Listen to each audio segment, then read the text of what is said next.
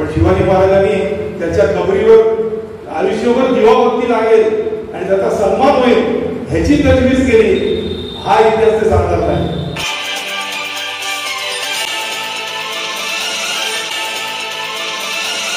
भारताचा कम्युनिस्ट पक्ष माले अधिवेशन त्या नागपूरच्या जिल्हा अधिवेशनाकरता मंचावर असलेले पक्षाच्या केंद्रीय समितीचे सदस्य, त्याचप्रमाणे महाराष्ट्राच्या कष्टकरी शेतकरी संघटनेचे अध्यक्ष कॉम्रेड उद्धव शिंदे, कॉम्रेड विप्लव मेश्राम, कॉम्रेड काळे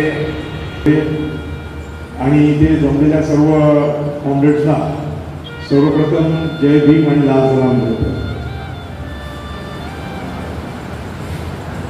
आपण निर्णय घेतल्याप्रमाणे महाराष्ट्रामध्ये भारताचा कम्युनिस्ट पक्ष माले लिबरेशनची बांधणी आपण जोरात सुरू केलेली आहे. महाराष्ट्रामध्ये काही प्रमाणात हा पक्ष होता, जरी तो भारतामध्ये खास उत्तर भारतामध्ये आज जर मानवता आणि अर्थातच समतेचा जो आपला विचार आहे, या दोघा विचाराचा झेंडा जर कोणी फडकवला असेल आणि जोमाने जो संघर्षामध्ये असेल खास करून उत्तर भारतामध्ये, तर तो भाजप माले लिबरेशन पक्ष आहे. तो महाराष्ट्रामध्ये एवढ्या मोठ्या प्रमाणात नव्हता. आम्ही सुद्धा लाल मिशन पक्ष महाराष्ट्राचे सगळे सभासद होतो आणि एका प्रदीर्घ इतिहास आणि संघर्षाचा इतिहास आम्हाला सुद्धा आहे. पण एक राष्ट्रीय परिस्थिती लक्षात घेता आणि एकंदरीतच प्रचंड संकट आपल्यामध्ये उभं ठाकलेलं आहे, त्याचा देशव्यापी प्रतिकार करण्याच्या दृष्टीने आणि एका बाजूला प्रचंड प्रमाणात लूट करण्याकरता सज्ज झालेला कॉर्पोरेट भांडवलशाही, आपलं स्वातंत्र्य मिळाल्यानंतर संविधानाचं आपण गठीत केल्यानंतर बाबासाहेबांच्या नेतृत्वाखाली थोडंसं आपण सामाजिक समतेचं पाऊल अडकळत टाकत असताना त्याला मागे खेचणाऱ्या शक्ती आपल्या विरोधात उभ्या टाकलेल्या या दोन्ही संकटाच्या विरोधात हा लढ्याचा आपल्या प्रसंग आला असताना एक क्रांतिकारक लाल पट्ट्याचा विचार च्या भोवती सगळ्यांनी एकवटलं पाहिजे, या विचाराने आम्ही डिप्रेशनमध्ये कालेमध्ये गेलेलो आहोत. आपणही निरनिराळ्या प्रवाहात आलेले सगळी मंडळी आहात. कोणी सीपीआय असेल, कोणी सीपीएम असेल, कोणी इतर दलित समाजातले इतर निरनिराळे राजकीय प्रवाहात असा. पण काळाच्या काही गरज आहे म्हणजे हाक सुद्धा आहे की एक अभूतपूर्व संकटाचा सामना आपण करतो की ज्याचा फारसा आपल्याला वाटलंही नव्हतं की एवढा अभूतपूर्व संकट आपल्याला कोसळणार आहे.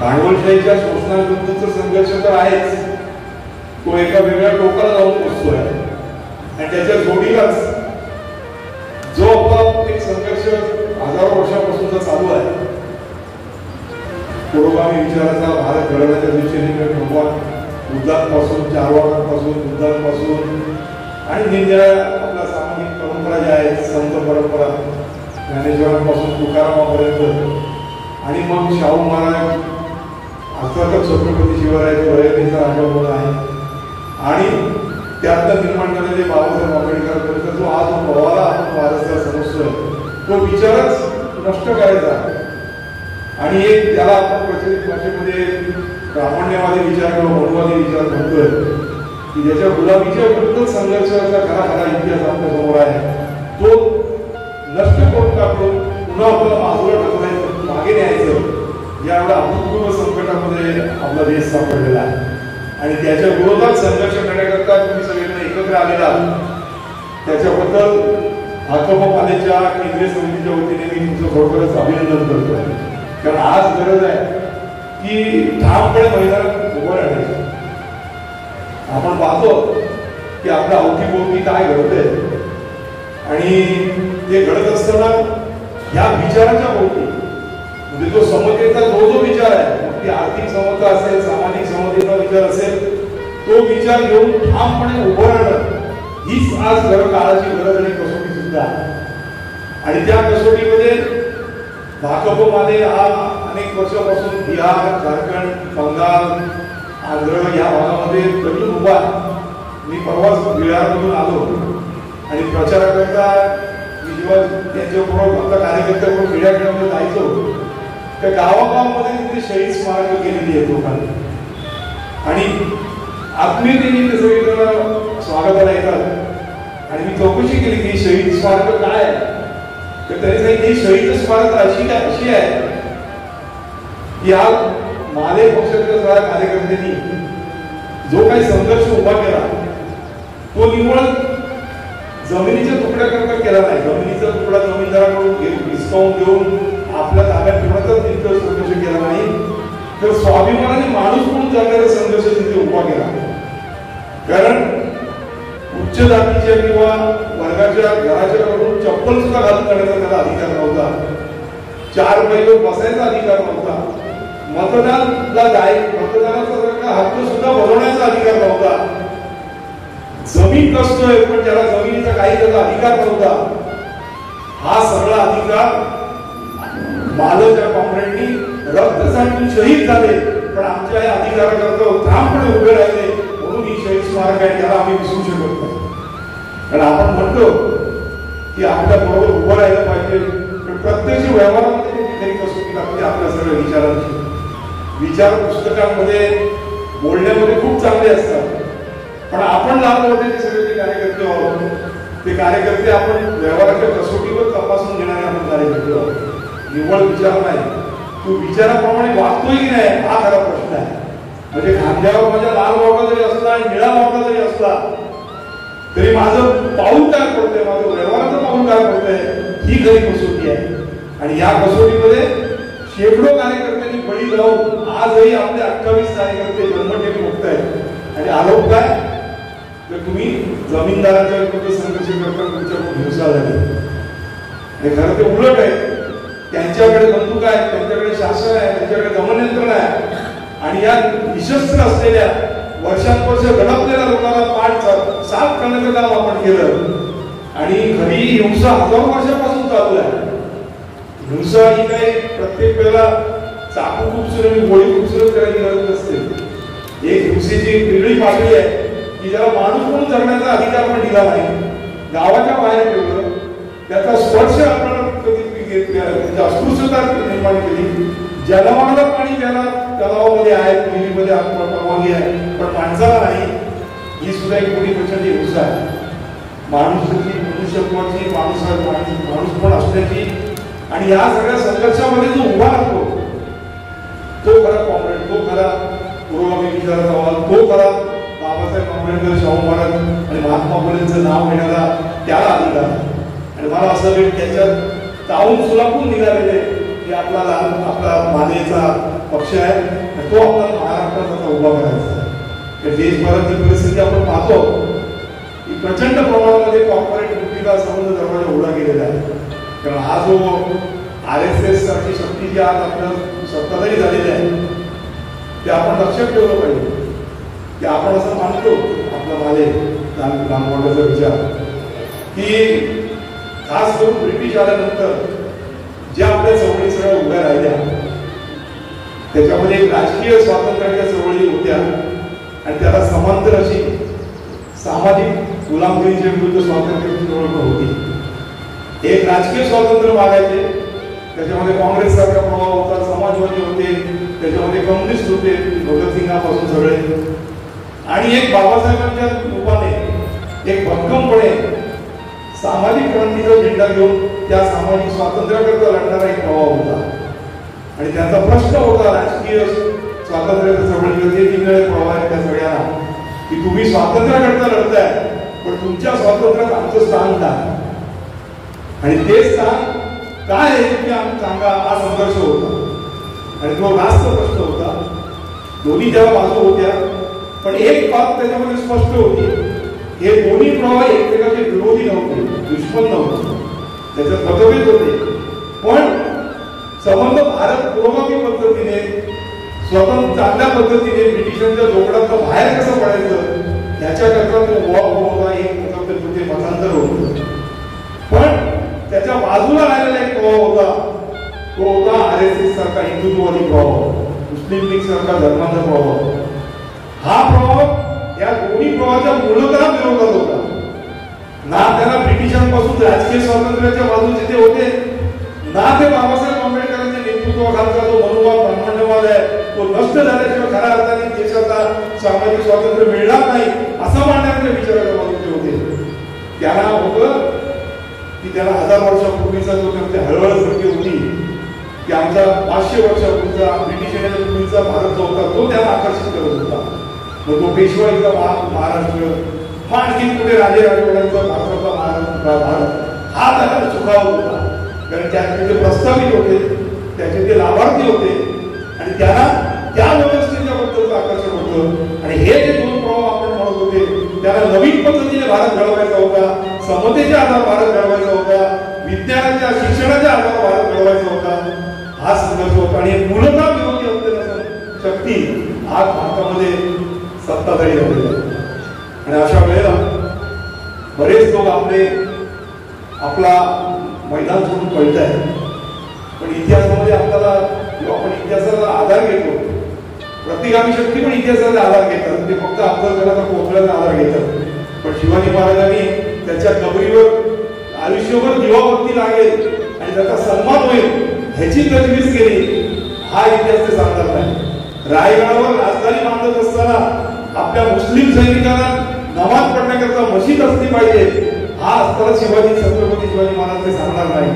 आणि रयतेचा शिवाजी महाराज होते आणि म्हणून ते आज 400 वर्षानंतर आमच्या हृदयात जिवंत आहे. तो हिंदुत्वाचा फक्त शिवाजी महाराज कदापि नव्हते हा खरा शिवाजी महाराज ते कधी सांगणार नाही. आणि ते प्रतिगामी शक्ती सुद्धा इतिहासाचा दाखले देतात. आपणही दाखले देतो की छत्रपती शिवाजी महाराज जेव्हा महाराष्ट्रामध्ये त्यांच्या कौटुंबिक याच्यात त्यांना जो ग्रुप मिळाला तेव्हा महाराष्ट्रात आले जिजाऊ मातेच्या बरोबर, तेव्हा उभा कसा करायचा हा प्रश्न त्यांच्याकडे निर्माण झाला. तेव्हा सगळे प्रस्थापित त्यांच्या बरोबर जे मराठा जे होते ते प्रस्थापित असलेल्या राजेशाहीच्या बरोबर नतमस्तक झालेले होते. मग ते आदिलशाही असेल, निजामशाही असेल, मोगलशाही असेल. आणि अशा वेळेला आपल्याला महाराष्ट्र उभा करायचा असेल तर कुठल्या शक्तीवर आपल्याला उभा करता येईल? एक तर सुखात लोळण्याकरता इतर कसे मराठा सरकार गेले तशा पद्धतीचा जाण्याचा एक मार्ग होता आणि दुसऱ्या बाजूला खडतरपणे उभं राहून संघर्षाचा मार्ग होता. छत्रपती शिवाजी महाराजांनी संघर्षाचा मार्ग निवडला आणि स्वराज्याकरता कानाकोपऱ्यातले खेड्यापाड्यातले फाटके असलेले मावळे आपल्या बरोबर घेतले आणि मावळे त्या फाटके घेतल्याबरोबर तो कार्यक्रम बदलला आणि मग तो प्रस्तावित त्यांच्या विरोधात निर्माण झाला. म्हणून शेती तालिका आणि इतर सगळं त्याचं त्यांच्याकडून निर्माण झालं. आपला हा वाचला आणि आज आपण पाहतो की आपल्याकडे सुद्धा अनेक दलित पुढारी, कामगार कष्टकऱ्यांची बाजू घेणारे, इतर भांडवली पक्षाची पळापळ तर रोजच चाललेली आपण पाहतोय. ते आज जाऊन अत्यंत सगळे विचारवंत ज्यांनी त्यांच्या नावाखाली डिग्री आहेत, PhD आहेत, कोणी अर्थशास्त्रज्ञ आहेत, कोणी लेखक आहेत, कोणी कालगर्वापर्यंत आपल्याबरोबर होते, ते सगळे आज या सत्ताधाऱ्यांच्या पायाची जाऊन लोळून घेत आहेत. सुखात सत्य आहे पण आपल्याला या मैदानामध्ये ठामपणे उभं राहायचं आहे. हा जो झेंडा समतेचा, स्वातंत्र्याचा, माणूस म्हणून जगण्याचा, मला हा झेंडा आपल्याला हातात पडतो घ्यायचा. कारण तो जो झेंडा आतापर्यंत आलेला आहे तो झेंडा पुढच्या जर पिढीपर्यंत द्यायचा असेल तर ती इथे मैदानात ठामपणे आपण उभं राहिलो की त्याला जशी 2 अंगाई मगाशी सांगितलं त्याप्रमाणे कॉर्पोरेट ड्युटीचं सुद्धा प्रचंड मोठं त्यांनी उभं केलेलं आहे. एका बाजूला धर्मांधपणा आणि त्याच्या राहण्याची दुसरी बाजू ही कॉर्पोरेट ड्युटी. बिहारची निवडणूक व्हायच्या अगोदर म्हणजे आचारसंहिता लागायच्या अगोदर 1050 एकर जमीन भागलपूर मध्ये ही 1 रुपया भाड्याने अदानीला देण्यात आली. महाराष्ट्रामध्ये त्याचे शेकडो उदाहरण तुमच्या आपला राष्ट्रपतीमध्ये पण तुमच्या समोर सगळं आलंय.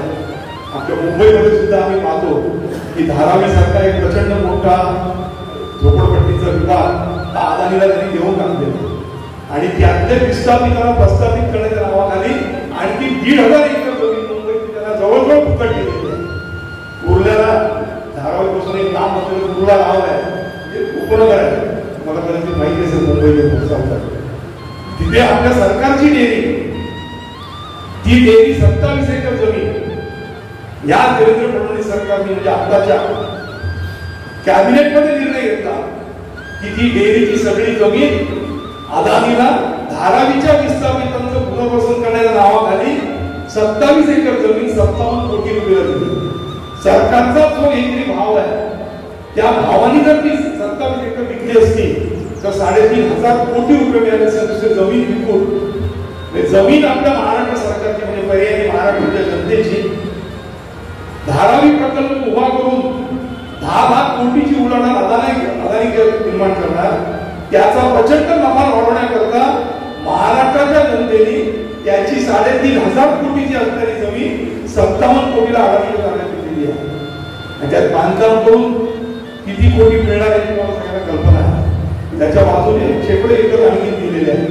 म्हणजे अशा प्रकारे सगळे विमानतळ, सगळे बंदर, सगळे रस्ते, सगळे हॉस्पिटल, शिक्षण, शेतीचे सगळे आधारित सगळे काही इतर विभाग हे सगळं जोरदारपणे खासगीकरण करायचं आणि अदानी अंबानीला प्रचंड मोठं करायचं आणि तो म्हणजे विकास. अशा पद्धतीने आपल्याला टिकवायचं. मला वाटतं हा आपल्या समोर मोठं आव्हान आहे की नागपूरला आम्ही 20, 25, 30 वर्षापासून 40 वर्षापासून येतोय. वरवर बघितलं तर खूप सुंदर दिसतंय. मेट्रो आली, रस्ते झाले, बिल्डिंग होत आहेत. मुंबईमध्ये सुद्धा तुम्ही बघितलं तर समुद्रात रस्ते, समुद्राच्या खालून बोगदा, आणखी पुढे वरती रस्ते, पुढे ट्रेन येते. वरवर बघितलं तर खूप छान दिसतंय. पण त्याच मुंबई शहरामध्ये 10 तारखेपासून जी मुंबईच्या कष्टकरी वर्गाला रोज 30 लाख लोक प्रवासी म्हणजे आपले कष्टकरी ते कामाच्या निमित्ताने, उद्योगाच्या निमित्ताने प्रवास करतात. ती आमच्या मुंबई महानगरपालिकेची बेस्ट परिवहन व्यवस्था जी आहे, बेस्ट उपक्रम म्हणतात बसेस. त्या बेस्टची त्यांनी डबघाईला आणली. जी एकेकाळी ब्रिटिशांच्या तोडीची सर्व्हिस होती आणि त्याच्या स्वतःच्या 4,500 बसेस होत्या त्या आता 90-150 बसेस राहिलेल्या. आणि आम्ही जेव्हा आंदोलन करतो तेव्हा मुंबई महानगरपालिका सांगते आमच्याकडे पैसे नाही आहेत. पण तीच मुंबई महानगरपालिका समुद्रातून रस्ते काढण्याकरता, त्याला सागरी सेतू म्हणतात, आणि खालून बोगदा काढण्याकरता 20,000 कोटीची तरतूद करते. पण बीएसटीच्या त्याच्यातून 30 लाख लोक जातात आणि ते देशाचे निर्माते आहेत. ते फॅक्टरीत जातात, दुकानात जातात, महानगरपालिकेत सफाई कामगार म्हणून जातात, निरनिळ्या उद्योगात कामगार काम म्हणून जातात. त्यांच्या जमावर हा देश उभा राहतो आणि संपत्ती उभी राहते. या 30 लाख लोकांकरता त्यांच्याकडे पैसे नाही, पण त्यांच्या 10-10, 50, 1-1 कोटीच्या, 2-2 कोटीच्या गाड्या आहेत, 50-50 लाखाच्या त्यांच्याकडे गाड्या आहेत. त्यांचा प्रवास विमानातून झटकन पुढे होण्याकरता मात्र 30,000 कोटी रुपये आहेत. आपण विकासाचं कसं मागून करतो? मला असं वाटतं की आपला लाल मोठ्याचा समतेचा विचार, आपल्याला जो आपली चष्मा आहे, दृष्टी आहे, ती कामगार कष्टकरी वर्गाची दृष्टी देण्याचा विचार करतो. हा विचाराचा चष्मा जर उच्च मध्यम वर्गाचा श्रीमंताचा घातला तर देशाची प्रगती जरूर होते. पण आज सामान्य माणसाचा कष्टकऱ्यांचा जर आपण दृष्टिकोन घेतला तर त्यातलं फोडपणा दिसतोय, त्याच्यातलं विधारक दृश्य दिसतंय की त्याच्यातलं शिक्षण आपल्या हातातून निसटून गेलेलं आहे. एकेकाचं शिक्षण महर्षीचा महाराष्ट्र बघता बघता शिक्षण सम्राटाचा झाला हा आपल्याला कळलं सुद्धा नाही. आरोग्य व्यवस्था आपल्या हातातून निसटून गेलेली आहे. घरं जवळजवळ निसटून गेलेली आहे. रोजगार जवळजवळ संपुष्टात आलेले आहे. जे रोजगार मिळत आहेत त्या मुंबई पुण्यासारख्या ठिकाणी आम्ही पाहतो की तिथे कामगार कष्टकरी लढून लाखोच्या संख्येने गिरणी कामगारांनी वगैरे अधिकार मिळवले. तो रोजगार नष्ट झाला आणि तिथे लिफ्टमन, ड्रायव्हर आणि किती तुम्ही शिका तरी तुम्हाला 20-25 हजाराच्या वर पगार नाही. इंजिनियर झालेली मुलं 15-20 हजारावर कंत्राटी पद्धतीने राबत आहे. म्हणजे आपला दृष्टिकोन कुठला आहे? आपण कुठली नजरेने या देशाकडे पाहतोय? आपण कामगार कष्टकऱ्याच्या नजरेने या देशाच्या विकासाकडे पाहणार का आपण अंबानीच्या चष्म्यात हा देश पाहणार? अंबानीचा चष्मा जर आपण टाकला तर आपल्याला या उड्डाण पूल, हे मेट्रो, नंतर बुलेट ट्रेन, मोठमोठे उभे राहणाऱ्या बिल्डिंग, हा विकास वाटेल.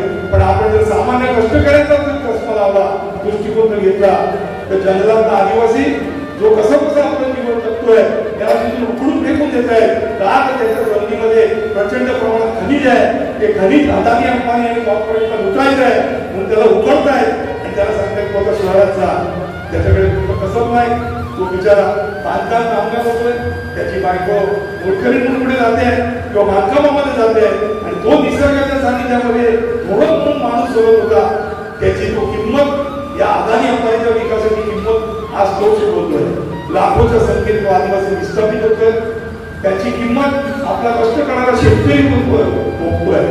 त्याने तुम्ही बाजारामध्ये शेती जोडली, आज शेती डोक्याला त्याबद्दल सविस्तर मांडणी करतीलच. त्याची किंमत आज भारतातला शेतकरी चुकवतोय. हजारो आत्महत्या करतोय. किती शिकलं ते त्याला रोजगार नाही किंवा माझी इच्छा असली तरी पैसा नाही मी शिकू शकत नाही. त्याची किंमत आज सर्वसामान्य माणूस आपल्या मुलाचं शिक्षणाच्या वरचा खर्च कमी करून त्याला शिक्षण नाकारून भोगतोय. आपल्या आप्तजनांना औषध उपचाराची सोय करता येत नाही म्हणून त्याला तडफडताना बघताना ती किंमत आपण भोगतोय. या विकासाची किंमत भोगणारे आपण 70-75% आहोत आणि त्याचा विद्रूप दुसरा चेहरा हा मनुवादी, ब्राह्मण्यवादी आणि सामाजिक गुलामगिरीकडे गेलेला आहे. मला वाटतं त्याच्या विरुद्ध जर आपण उभं राहिलो नाही आणि त्याच्याकरता हा भारताचा भाजप मालिकेत त्याच्यामध्ये या दोन्ही विचारांचा संगम आहे.